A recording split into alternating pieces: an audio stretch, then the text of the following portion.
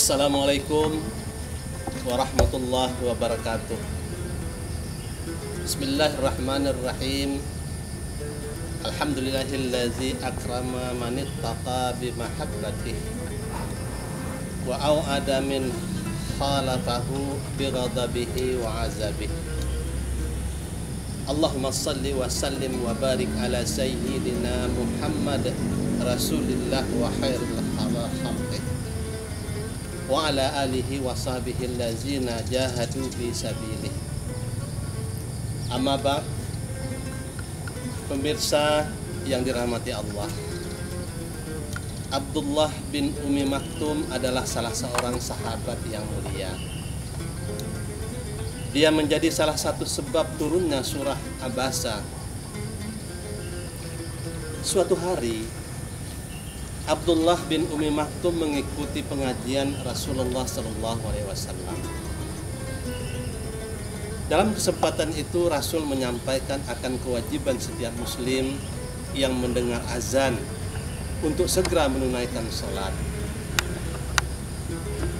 Karena kondisi fisiknya, yakni matanya yang buta, ia memberanikan diri bertanya kepada Rasulullah SAW. Wahai Rasulullah, apakah saya juga diwajibkan kendati saya tidak melihat? Tanya Ibnu Umi Maktum. Rasulullah menjawab, apakah kamu mendengar seruan azan? Ibnu Maktum menjawab, iya, saya mendengarnya. Rasulullah pun memerintahkannya agar ia tetap pergi ke masjid meskipun sambil merangkak. Ia memberanikan diri bertanya kepada Rasulullah,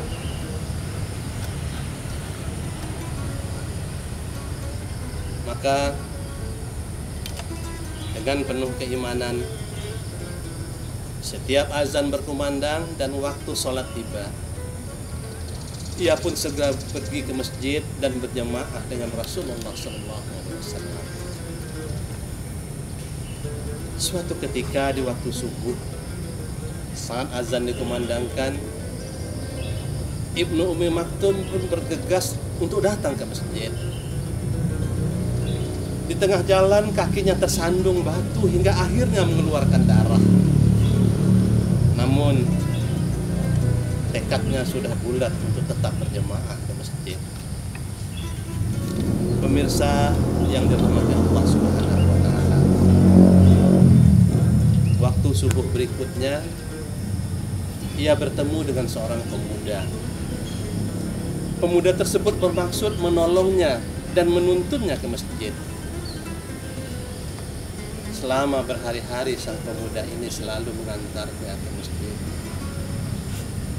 Ibnu Umi Maktum pun kemudian ingin membalas kebaikannya. Wahai saudaraku, siapakah gerangan namamu? Izinkan aku mengetahuimu agar aku bisa mendoakanmu kepada Allah, ujarnya.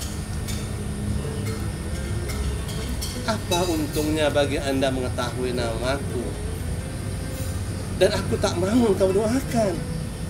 Jawab sang pemuda, jika demikian, cukuplah sampai di sini saja engkau membantuku. Aku tak mau engkau menolongku lagi sebab aku tak mau didoakan. Tutur Ibnu Umi Maktum kepada pemuda itu. Maka sang pemuda itu pun akhirnya mengenalkan diri. Wahai Ibnu Umi Maktum, ketahuilah, sesungguhnya aku adalah iblis, ujarnya. Lalu mengapa engkau menolongku dan selalu mengantarku ke masjid? Bukankah engkau semestinya mencegahku untuk ke masjid? Tanya Ibnu Maktum lagi. Sang pemuda yang ternyata iblis itu kemudian membuka rahasia atas pertolongannya selama ini. Wahai Ibnu Umi Maktum, masih ingatkah engkau beberapa hari yang lalu tatkala engkau hendak ke masjid dan engkau terjatuh? Aku tidak ingin hal itu terulang lagi. Sebab karena engkau terjatuh, Allah telah mengampuni dosamu separuh.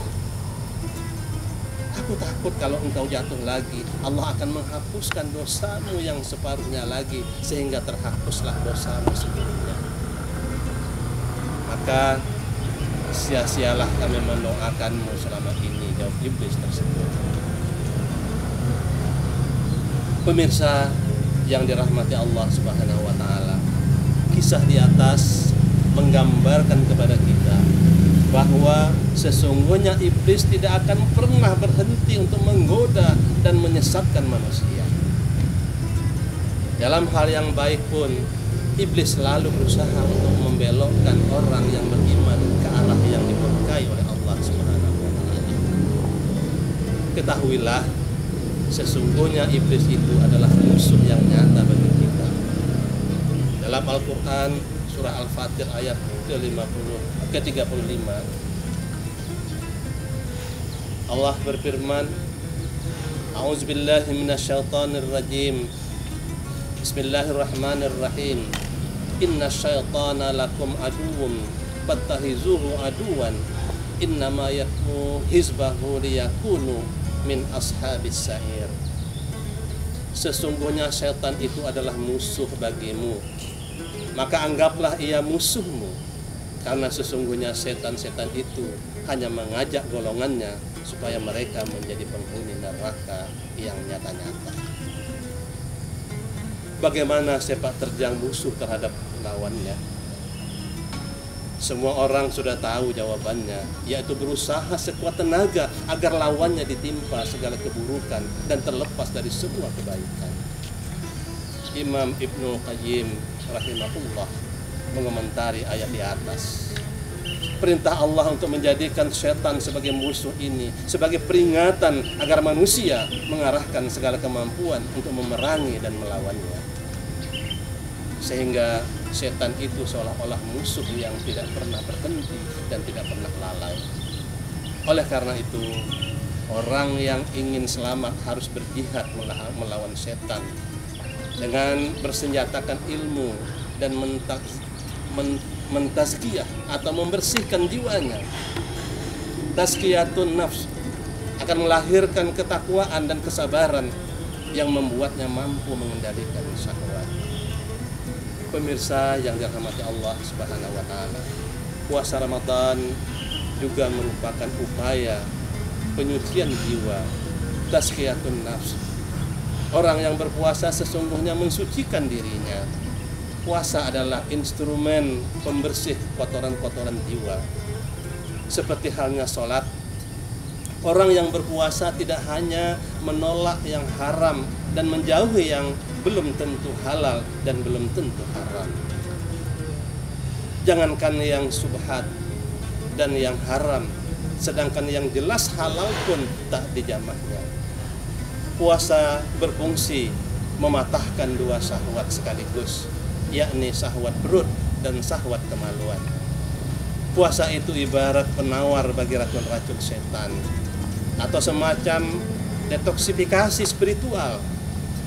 Dengan puasa terpukullah naluri kebinatangan yang mungkin selama ini menguasai seseorang.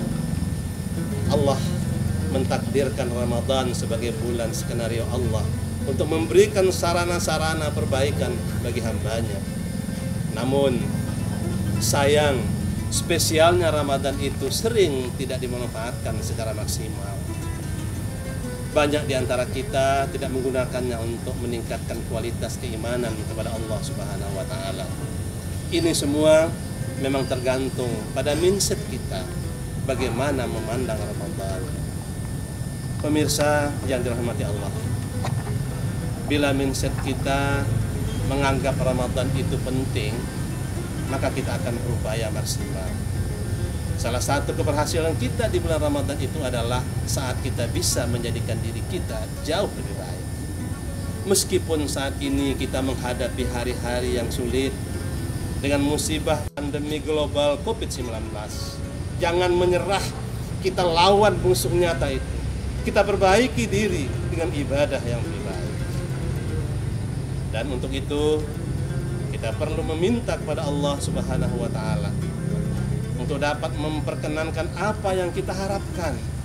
Berdoalah dengan penuh kehusukan, penuh harapan, tulus, ikhlas, pasrah. Ketika berdoa, kita menyadari bahwa terdapat kekuatan lain di luar kekuatan kita yang mampu menolong dan membantu segala permasalahan kita. Semoga musibah ini segera berakhir. Amin. Amin. Ya Rabbal Alamin. Selamat berbuka puasa. Semoga puasa kita diterima oleh Allah Subhanahu wa taala. Terima kasih. Billahi taufiq wal hidayah. Wassalamualaikum